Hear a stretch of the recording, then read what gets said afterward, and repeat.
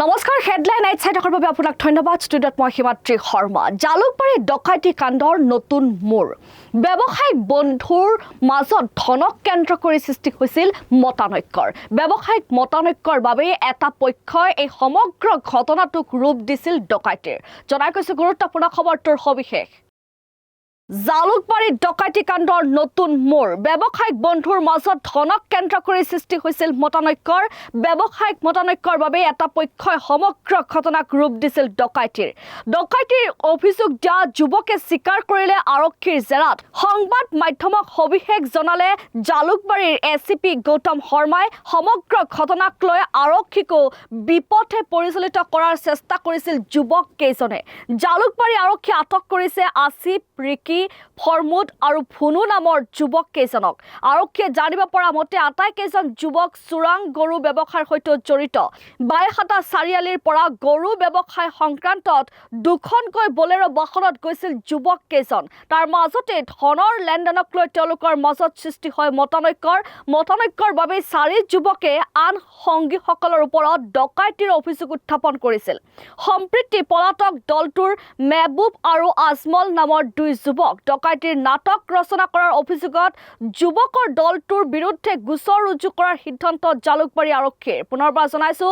জালুকবাৰী ডকাইতি কাণ্ডৰ নতুন মূৰ ব্যৱসায়িক বন্ধুৰ মাজত ধনক কেন্দ্ৰ কৰি সৃষ্টি হৈছিল মতানৈক্যৰ ব্যৱসায়িক মতানৈক্যৰ বাবে এটা পক্ষই সমগ্ৰ ঘটনাক ৰূপ দিছিল ডকাইতিৰ আৰু ডকাইতিৰ অভিযোগ দিয়া যুৱকে স্বীকাৰ কৰিলে আৰক্ষীৰ জেৰাত সংবাদ মাধ্যমক সবিশেষ জনালে জালুকবাৰীৰ এচিপি গৌতম শৰ্মাই সমগ্ৰ ঘটনাক লৈ আৰক্ষীকো বিপথে পৰিচালিত কৰাৰ চেষ্টা কৰিছিল যুৱক কেইজনে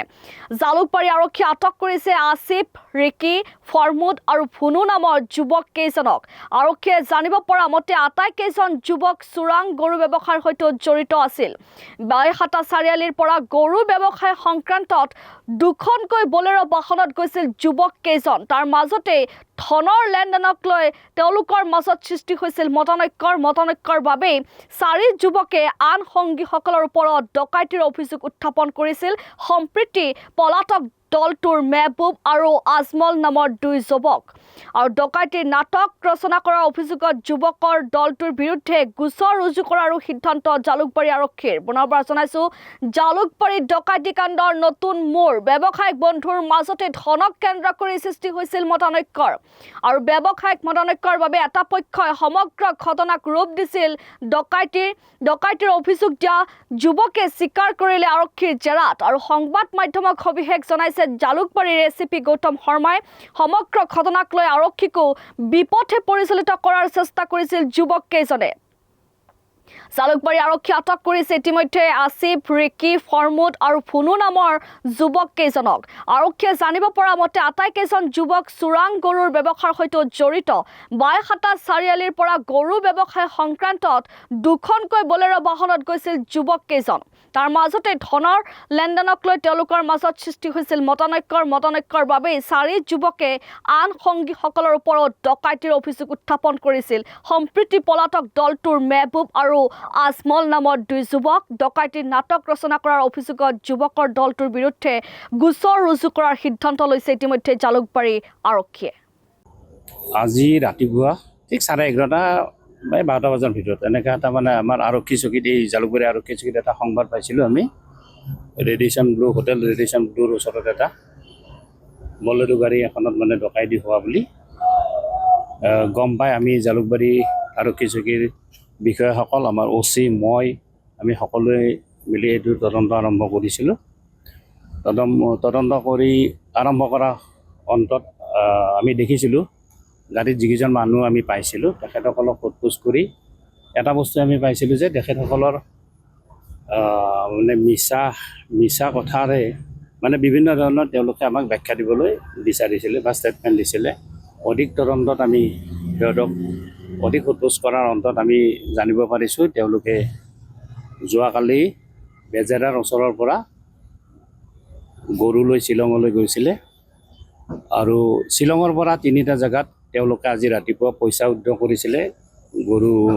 গৰু ব্যৱসায়ত পইচা উঠালৈ তেওঁলোকে শ্বিলঙৰ পৰা আহি থকা অৱস্থাত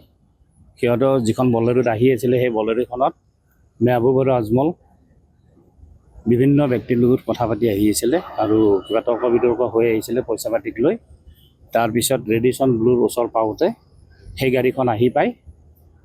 তাৰপিছত সেই গাড়ীখনৰ মানুহখিনি আৰু এই গাড়ীখনৰ মানুহখিনি মানে ধুনীয়াকৈ সুন্দৰভাৱে কথা বতৰা পাতে। তাৰপিছত সেই মানুহকেইজন গাড়ীখনৰ পৰা গুচি যায় আৰু লগে লগে মেহবুব আৰু আজমলো তাৰ পৰা গুচি যায়। সিহঁতে পইচা লৈ গৈছে বুলি কৈছে আৰু মেহবুব আৰু আজমলো পইচা লৈ গৈছে। তেওঁলোকে কোৱা মতে 21,85,000 টকা বুলি কৈছে। গতিকে আজমল আৰু মেহবুব একেখন গাড়ীতে আহিছে, কথা পাতি আহি আছে। গতিকে সম্পূৰ্ণ এটা এইটোৰ মিছা তথ্যৰে ডকাইতি হোৱা বুলি মানুহক মানে জনমানসত মানে ইয়াত ডকাইতি হোৱা বুলি এটা প্ৰচাৰ চলাই আহিছে। কিন্তু এইটো এটা দেখা যায় ইয়াতে প্ৰত্যেকজনে মানে একোজন গৰু ব্যৱসায়ী আৰু গৰু ব্যৱসায়ৰ লগত জড়িত কৰি তেওঁলোকৰ ব্যৱসায় সংক্ৰান্তত কিবা এইটো লাগিছে, সেয়াই ঘটনা। আৰু সম্পূৰ্ণ আপোনালোকে দেখিছে ভিডিঅ' ফুটেজ, আপোনালোকে বোধহয় প্ৰত্যক্ষ কৰিছে আপোনালোকেও, বা আমি যি তথ্য পাইছোঁ তাত কোনো আৰক্ষী বা কিবা একো নাই। আমি দেখিছোঁ যিটো বগা টি চাৰ্ট পিন্ধি আহিছে সুন্দৰভাৱে, আৰু তাত আপোনালোকে ভিডিঅ' দেখিলে গম পাব যে তাত কোনো ধৰণৰ ডকাইতি বা পইচা কাঢ়ি নিয়া কোনো তথ্য নাই। আমি 4জন ব্যক্তিক ইতিমধ্যে সোধপোছৰ বাবে আমি ৰাখিছোঁ, অধিক সোধপোছ কৰিম। তাৰপিছত আমি দৰকাৰ হ'লে আৱশ্যক বোধে আমি সিহঁতৰ ওপৰত আমি চমুটো কেছ, এইটো আমি এতিয়া তদন্ত চলি আছে, এইটো তদন্তত আহিব। ব্যৱসায়ী আৰু গৰু ব্যৱসায়ী, চোৰাং গৰু ব্যৱসায়ী এইবিলাক আৰু